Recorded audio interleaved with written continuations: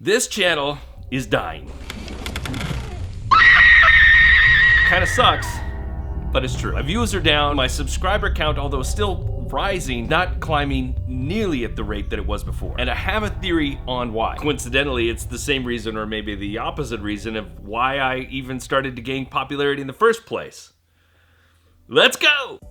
What's going on, everybody? My name is Dave Connery. I'm an artist and designer, and I want to tell you a little story. But first, I want you to look at this chart. That's always a good way to start a video. Look at this chart. This is Google Trends, and this is specifically the search volume for the term Affinity photo. If you look at this search volume over the last 20 months, since January of 2020, you'll see that there have been peaks and valleys. Truthfully, if you put it side by side next to the first, second, and third waves of the pandemic, you would see that they almost perfectly coincide. Here I am on this channel trying to create Affinity content. The problem is that there's just not as many of you coming over to watch. Number one, there's all these people that, tried or started to do their creative pursuits because they were stuck at home. They had to do something with their time. They decided, hey, let's start something. Let's go make an Etsy page. Let's go put some stuff up on Redbubble. But then they got the call that said, hey, you want to come back to work? And they're like, yes, I want to come back to work. And they don't do that thing anymore. Then the other side is that a lot of people came to me because of a couple of videos where I was talking about the difference between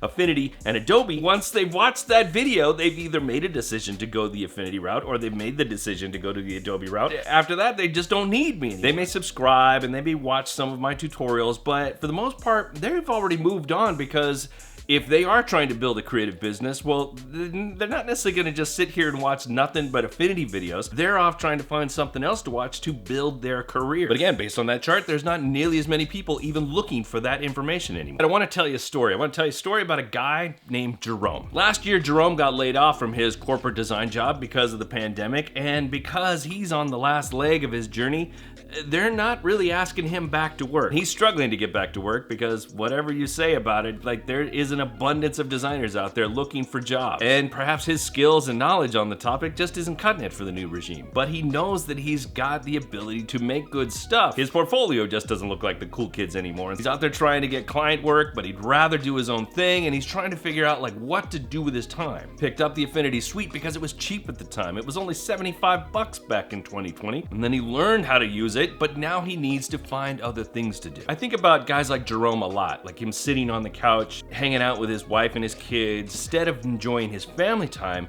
he's sitting there worrying about how he's gonna put food on the table next month. He knows he can do really good work, but his mind is just crowded with all the things that he feels he needs to do to be successful. And his attention is being pulled this way and that way and this way and that way. Somebody over here tells him one thing, and this person over here tells him something else. And it's all just a convoluted mess because most of them aren't doing the thing that he's doing. It's just outside influences trying to pull you in every single direction.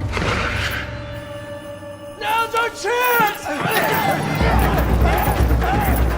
So that maybe you'll buy their course, or you'll pay for their product, or you'll do all these different things because they're telling you this is how you win. He's thinking about how to be relevant design-wise. He's thinking about how to market his business. He's thinking about whether he needs to do advertising for his stuff. He's thinking, should he be doing client work or should he be doing products? He's thinking about all these different things, and his brain is just ready to explode.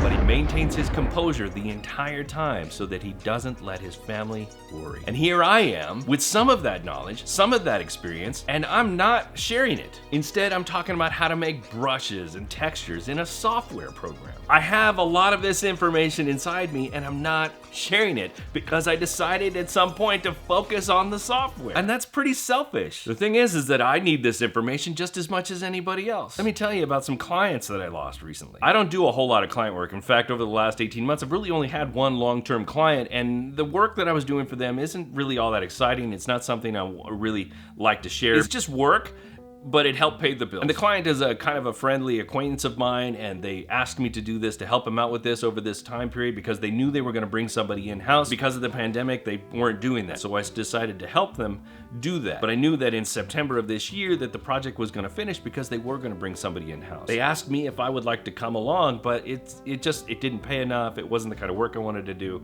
so I declined. And part of the reason I declined is because I thought I had this other gig that was gonna show up. It wasn't going to be as long-term, but it was gonna help me get paid for a little while. But just as the other project was wrapping up, I turned to the new potential client and I said, hey, I'm ready to get started, let's go. And they said, oh, we've actually decided to put it on hold maybe next year. But maybe next year I don't want to do any client work. In fact, I absolutely positively know I don't want to do any client work next year. Unless that client has a really big name, a huge budget, and will not bother me when I do it. Pie in the sky projects like we all wish we had. But the thing is that I know that financial independence as a designer without having a client base, I know that's possible because there's people out there that do it. And I can see as clear as day how it works. It just requires a certain methodology and attention to the things that we don't normally do. These things require execution, and they also require a little experimentation. Why am I not doing that for Jerome?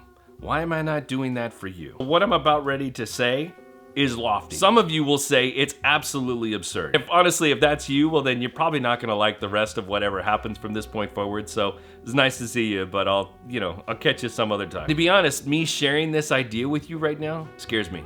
I'm not gonna lie about it. It scares me. From this moment forward, I'm referring to myself as the 7-figure designer. Now, before you get all weird and think I'm trying to pretend to be something I'm not, I have a reason for this. 7 figures is a really massive goal. But if you talk to anybody who's ever achieved anything major, they will tell you that small goals reap small rewards. And big, obnoxious goals reap big, obnoxious results. We may never hit the big, scary goal that we're aiming for, but the journey up to that point is gonna give us better results than if we played it small and only work to this, because we think small and only get small things. They think so small, they use small words. Financial independence is as much a mental game as it is a physical game. Jerome can't win unless he gets his head right and do all the other stuff too. But getting the head right is essential before we even begin. Just to be perfectly clear, I'm not a 7-figure anything. If we're talking about liquid assets, I'm a low-level 5. The goal isn't to be it now. The goal is to achieve it and then document the journey along the way. And if you haven't figured it out by now, well, Jerome, that's you. But in the scope of these 4 walls, the role of Jerome will be played by me. Hi,